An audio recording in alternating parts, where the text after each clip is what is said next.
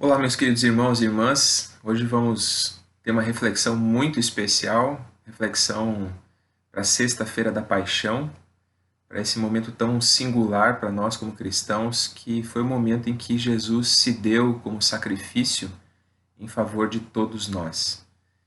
E eu gostaria de conversar com vocês, de fazer essa reflexão a partir de uma palavra que Jesus disse no momento em que entregava a sua vida na cruz do Calvário.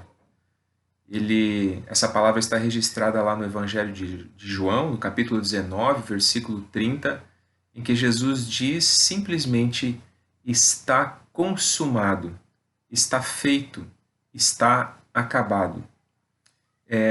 São palavras extremamente importantes, mas que a gente precisa entender o significado, a gente precisa entender o que Jesus quis dizer com isso, o que ele quis transmitir com essa frase tão simples, tão singela, tão pequena, mas ao mesmo tempo tão profunda, tão cheia de significado. O que é que está consumado? O que é que Jesus terminou? Que obra é essa o que ele veio fazer e o que ele concluiu na cruz? Eu gostaria de convidar você para que nós pudéssemos ler o texto de Efésios capítulo 1, os versículos de 3 a 10, e o apóstolo Paulo vai nos ajudar a compreender o que é que foi consumado na cruz, o que é que foi concluído, o que é que foi terminado por Jesus naquele momento. Quero convidar você para que abramos esse texto bíblico. Se você pode nesse momento fazer isso, faça, abra sua Bíblia em Efésios no capítulo 1, os versículos 3 até 10. E lá nós lemos assim: Bendito seja o Deus e Pai de nosso Senhor Jesus Cristo, que nos abençoou com todas as bênçãos espirituais nas regiões celestiais em Cristo. Porque Deus nos escolheu nele antes da criação do mundo, para sermos santos e irrepreensíveis em sua presença. Em amor nos predestinou para sermos adotados como filhos por meio de Jesus Cristo, conforme o bom propósito da sua vontade, para o louvor da sua gloriosa graça, a qual nos deu gratuitamente no amado.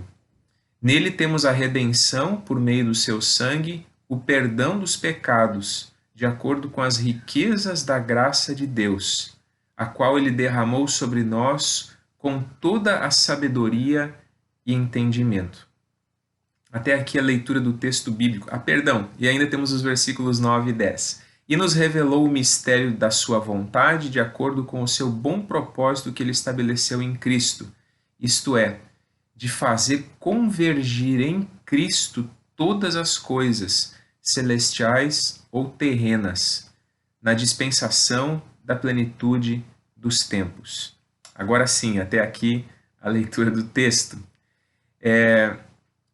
Essa palavra do apóstolo Paulo diz que o plano eterno de Deus era fazer convergir em Cristo todas as coisas, tanto terrenas quanto celestiais. A história do mundo e do universo convergem em Cristo.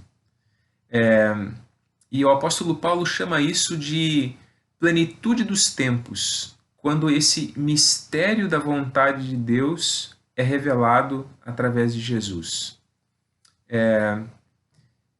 Quando a gente olha para as Escrituras, quando a gente olha para esse drama apresentado nas Escrituras, esse drama em que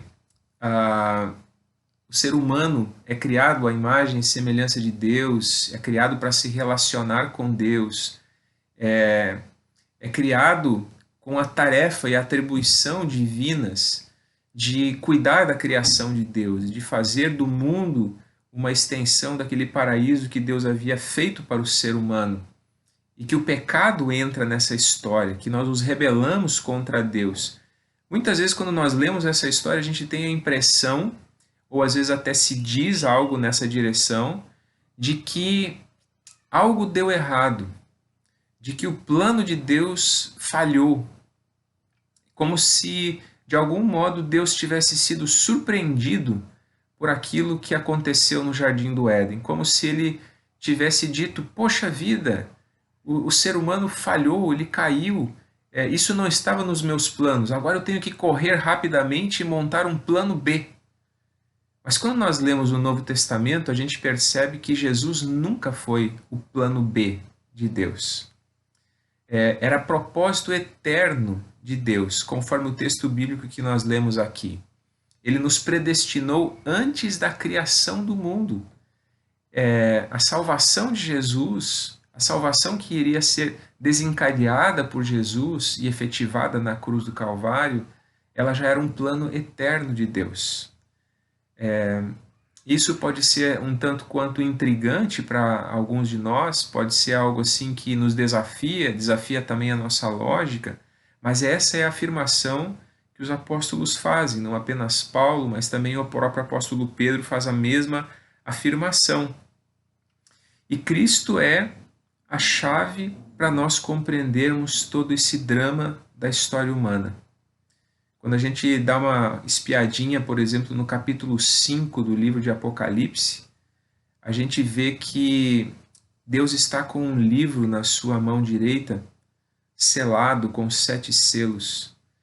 E a pergunta de João é: quem pode abrir esse livro? E ninguém foi encontrado nos céus digno de abrir esse livro, nem de olhar para ele, esse livro que está na mão de Deus. Mas, de repente, e ele começa a chorar muito, porque ninguém pode abrir o livro. Esse livro do mistério da história, da vida humana, de todo o drama que está na mão de Deus, que ele reconhece que está na mão de Deus, mas ele está inacessível, ele está lacrado, ele está fechado. Nós não sabemos de onde viemos, nem para onde vamos, qual é a chave para abrir essa história. E um ser celestial se aproxima de João nessa visão, e ele diz: não chore, porque o leão da tribo de Judá, a raiz de Davi, venceu para abrir o livro. E aí, o versículo seguinte é extremamente intrigante, porque João relata: então vi um cordeiro como tinha sido morto. E ele vê Jesus como o cordeiro que havia sido morto. E ele é digno de abrir o livro, de tomar o livro da mão direita do Pai, de Deus, e abrir o livro. Quando Jesus brada lá na cruz do Calvário, está feito, está consumado, ele está dizendo: aqui se concretiza esse plano eterno de Deus. Antes de criar o mundo, Deus estabeleceu que revelaria a sua bondade, o seu amor para seres que ele criou à sua imagem e semelhança, que eram capazes de se relacionar com ele. E não, ele não foi surpreendido com a queda. Ele não pôs a mão na boca assim: o que está acontecendo? Mas ele já sabia, no seu poder, na sua onisciência, e ele havia estabelecido que salvaria, e ele nos predestinou para esse momento. Ele nos escolheu antes da fundação do mundo. E dizer que fomos escolhidos não quer dizer que necessariamente essa escolha tenha sido 1 a 1, mas a igreja, aqueles que foram redimidos, isso já estava predestinado antes da criação do mundo. Isso já estava determinado nos planos de Deus antes da formação do mundo, de que Deus desencadearia essa história de salvação e se revelaria dessa forma à humanidade. E isso é algo espetacular, é algo diante do qual nós pasmamos e nós podemos apenas glorificar e bendizer a Deus com todo o nosso coração. Mas eu gostaria agora de deixar 3 elementos muito importantes e muito especiais no sentido da gente refletir assim: em que sentido esse brado de Jesus na cruz está consumado, ele se torna uma realidade prática para mim e para você? Em que sentido isso muda a minha vida e muda a sua vida? Em que sentido isso muda o jeito como nós entendemos a vida? De que maneira isso nos impacta? Que talvez até aqui eu possa ter parecido muito teológico ou muito filosófico, enfim, e muito fora da realidade. Mas de que maneira isso nos afeta na prática? E o apóstolo Paulo nos dá umas dicas muito preciosas aqui nesse texto bíblico. Em primeiro lugar, ele diz que nós somos adotados como filhos. No próprio livro de Efésios, no capítulo 2, no versículo 1, o apóstolo Paulo, ele diz que antes nós éramos inimigos de Deus. Nós estávamos mergulhados numa realidade de escravidão, nós éramos controlados pelas nossas paixões e governados pelo príncipe da potestade do ar, o espírito que agora atua nos filhos da desobediência. E todos nós um dia andamos assim. Tenhamos nós vagado pelos piores lugares da terra e feito as piores coisas do mundo, ou tenhamos sido gente do bem todos os dias da nossa vida, porque afinal de contas não há quem não tenha pecado. Todos pecaram e carecem da glória de Deus. Todos nós estamos debaixo do juízo de Deus como seres humanos. Todos nós nascemos com o pecado no nosso coração, com essa transgressão no nosso coração, com essa rebeldia inerente a cada um de nós. Cada um de nós nasceu com isso. Como nós desenvolvemos isso pode ser diferente. E não esqueça, às vezes, a maneira mais contundente de mostrarmos a nossa rebelião para com Deus não é saindo por aí aprontando todas, é se tornando uma pessoa extremamente religiosa e que, por ser religiosa, acredita que não precisa se arrepender e se submeter à boa, perfeita vontade de Deus. Geralmente, as pessoas mais rebeldes com Deus não são aquelas que botaram a sua vida fora em prazeres, em coisas extravagantes. Muitas vezes são aqueles que estão sentadinhos nos bancos das igrejas, que estão praticando a sua religiosidade e a sua piedade, mas o fazem justamente na tentativa de dizer: olha tudo que eu faço para ti, Deus, tem que ser o suficiente. Mas o caminho de Deus é um pouco diferente. Quando diz que nós somos adotados como filhos, que nós não somos mais inimigos, o versículo 5 diz que em amor ele nos predestinou para sermos adotados como filhos. Em amor ele nos escolheu para sermos adotados como filhos. E isso é fantástico, fantástico porque a gente não precisa mais. Na nossa espiritualidade, na nossa relação com Deus, a gente não precisa mais provar nada. Nós não precisamos mais... Sabe aquela situação que muitas vezes acontece nas nossas casas, nas nossas famílias? Parece que a gente nunca é bom o suficiente. Parece que a gente nunca faz o suficiente. Muita gente carrega essa sensação no seu coração, na sua alma. E para com Deus, muitas vezes, é o mesmo sentimento. A pessoa vai, se esforça, se empenha, se esmera, mas parece que nunca é o suficiente. E, de fato, nunca seria o suficiente. Nós não temos como agradar a Deus pelos nossos próprios recursos, mas Deus foi definitivamente agradado na cruz. O véu que separava não separa mais. A ira foi removida.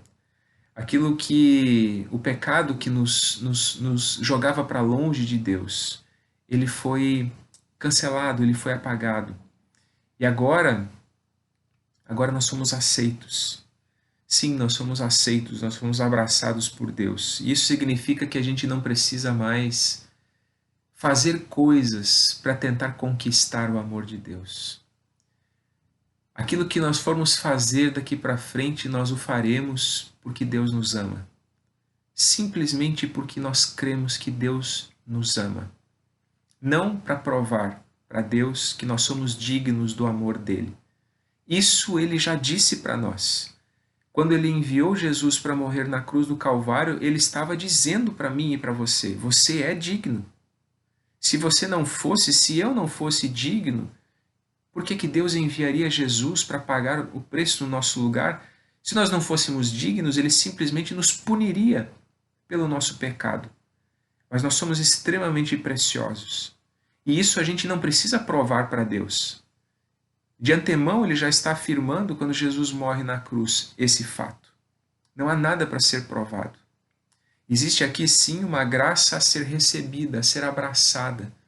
Existe aqui os braços abertos de Deus dizendo assim: querido, venha como você está, eu te recebo. Eu acolho você. Você não precisa provar nada para mim. É eu que estou provando o meu amor a você. Nós estamos, por causa de Cristo, em paz com Deus. Não há mais medo nessa relação.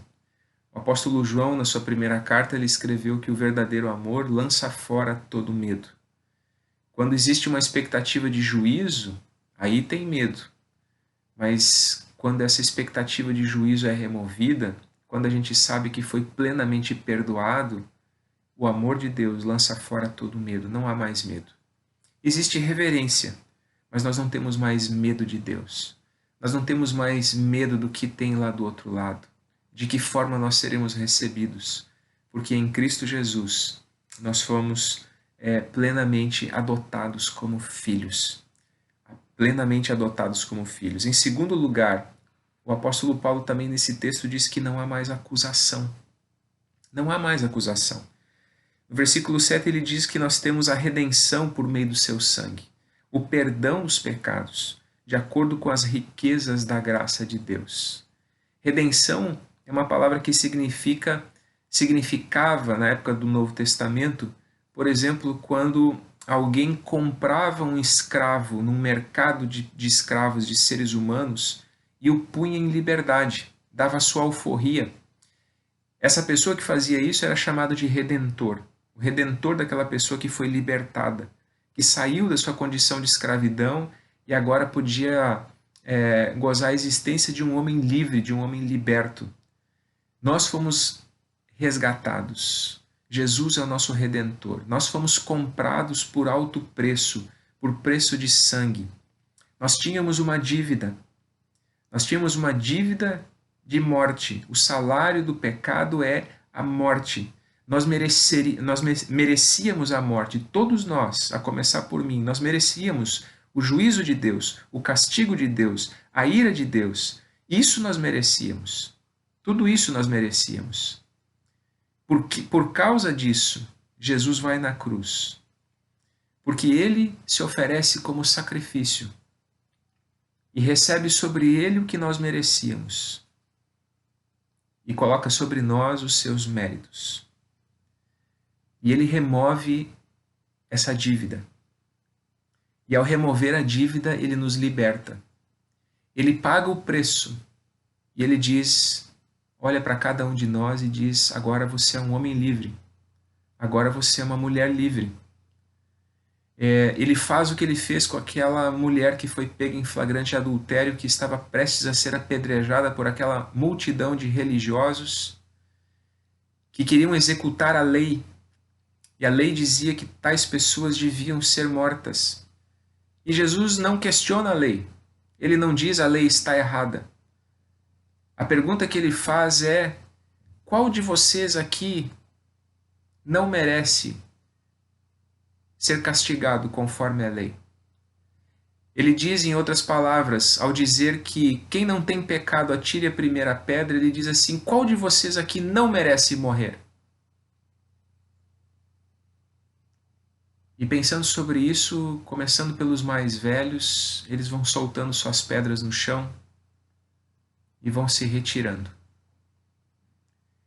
E aí Jesus olha, talvez nos olhos daquela mulher, e ele diz: ninguém te condenou? Não, Senhor. Eu também não te condeno. Vá e não peques mais. É isso que Jesus faz na cruz do Calvário. Ele olha nos meus olhos, olha nos teus olhos e ele diz: eu não te condeno. Vá e não peques mais. Tu tens uma nova chance de construir uma nova história. Você era escravo até esse momento, mas eu te coloco em liberdade para você construir uma nova história. Você tem uma segunda chance a partir desse momento.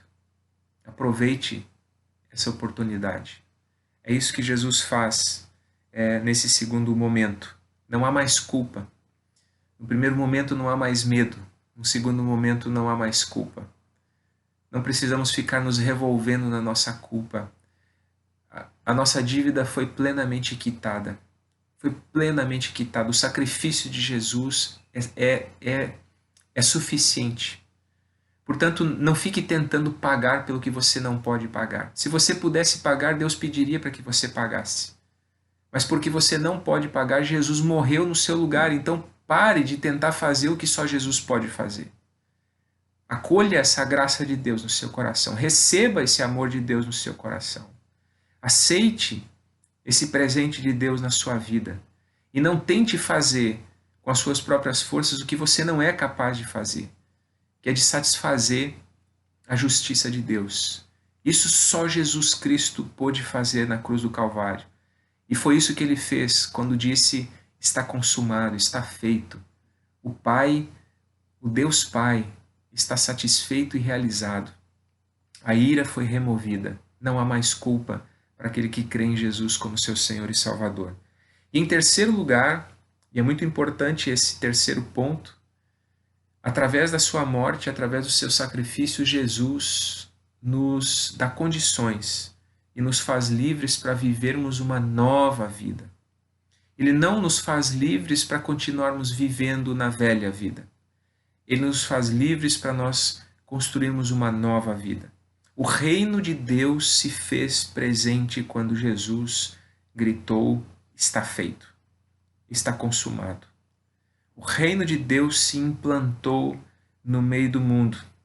Alguém certa vez fez a seguinte comparação de que a morte de Jesus na cruz foi semelhante à invasão do exército aliado na Segunda Guerra Mundial, naquela praia francesa, na Normandia.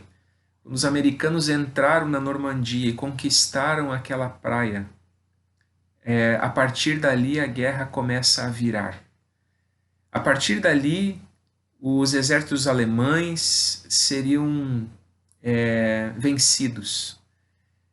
A guerra ainda não estava plenamente acabada, a guerra ainda tinha muitos anos pela frente, mas ela foi vencida ali, naquela invasão. Quando Jesus morre na cruz do Calvário, é o dia D. É o dia em que os exércitos aliados invadem esse império do mal e estabelecem ali um novo reino, que a partir dali começa a se expandir, até que chegue à sua plenitude. E é exatamente isso que nós estamos vivendo nesse momento. O reino de Deus está presente. Sim, nós aguardamos a consumação. As batalhas ainda não terminaram, mas a guerra já tem um vencedor. A guerra já foi vencida. O dia D já aconteceu há 2000 anos atrás, quando Jesus disse na cruz do Calvário: está feito, está consumado. Nós já temos a vitória. A vitória já nos pertence. A vitória já foi alcançada por Jesus na cruz do Calvário. Cristo também, ele se torna, falando dessa nova vida, no modelo de ser humano que Deus nos fez para ser. Jesus é o nosso Salvador. Isso só Ele pode fazer. Jesus morreu na cruz por nós. Isso só Ele pôde fazer. Mas Jesus nos chama para que nós nos tornemos semelhantes a Ele. Jesus é o ser humano que Deus nos fez para ser. Qual é o propósito da minha vida e qual é o propósito da sua vida? Se tornar parecido com Jesus. E isso se tornou possível no momento em que Jesus morreu na cruz, ressuscitou e derramou o seu Espírito Santo no nosso meio. Esse poder está disponível. Nós não podemos nos tornar iguais a Jesus através dos nossos próprios recursos, através das nossas próprias forças. Por isso Deus proveu o derramamento do seu Espírito Santo. Ele nos deu essa condição. Versículo 4 diz, do texto que nós lemos, que Deus nos escolheu nele antes da criação do mundo para quê? Para sermos santos e irrepreensíveis em sua presença, assim como Jesus também o foi. Esse é o objetivo. É nessa direção que Deus quer caminhar comigo e com você. É isso que Ele quer fazer também nesse momento de quarentena, porque o apóstolo Paulo diz que todas as coisas cooperam para o bem daqueles que amam a Deus. Então, também nesse momento, também essas situações difíceis, também a solidão, também talvez a crise financeira, tudo pode cooperar para o bem se você ama a Deus. Se você não ama a Deus, até o bem, supostamente bem, que você recebe pode cooperar para que você se torne uma pessoa cada vez pior.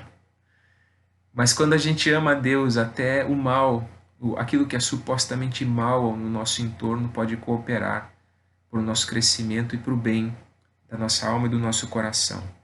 Queridos, eu quero terminar convidando você a receber esse amor, a deixar com que esse amor de Deus demonstrado na cruz atinja você. Está feito, está consumado, mas você precisa acessar essa realidade da cruz. E como é que você faz isso? Em primeiro lugar, você precisa reconhecer a necessidade daquilo que Jesus fez na cruz. Se você não reconhece que é pecador, se você não reconhece que é inimigo de Deus, se você não reconhece que já foi adversário de Deus, mesmo no meio de toda a sua bondade e religiosidade, então o que eu vou dizer a seguir não faz nenhum sentido para você. O Evangelho só faz sentido para quem reconhece o seu próprio mal. Jesus mesmo disse: eu não vim para os sãos, eu vim para os doentes. Ele disse isso para religiosos, não porque eles não fossem doentes, mas porque eles não conseguiam reconhecer a sua doença. E assim também é com cada um de nós. Nossa caminhada no Evangelho começa com o reconhecimento da nossa doença, do nosso pecado. Sem isso não tem caminhada. Primeiro, então, reconheça o seu pecado. Em segundo lugar, confesse o seu pecado e abandone os seus ídolos. De trás de todo pecado tem uma idolatria. Tem um Deus que nós servimos. O pecado da ganância tem um ídolo por trás dele que se chama dinheiro. Certo? E assim por diante. O pecado da sexualidade desenfreada, fora dos padrões de Deus, tem um outro ídolo por trás dele. Pode ser o hedonismo, o prazer. E assim nós poderíamos nominar muitos outros pecados e ídolos. Nós precisamos confessar e renunciar a ambos, aos nossos pecados e aos nossos ídolos. E em terceiro lugar, a gente precisa convidar Jesus para entrar na nossa vida. A gente precisa reconhecer a nossa maldade, nosso pecado, a nossa rebelião e convidar Jesus para entrar na nossa vida e no nosso coração. Como? Fazendo uma simples oração.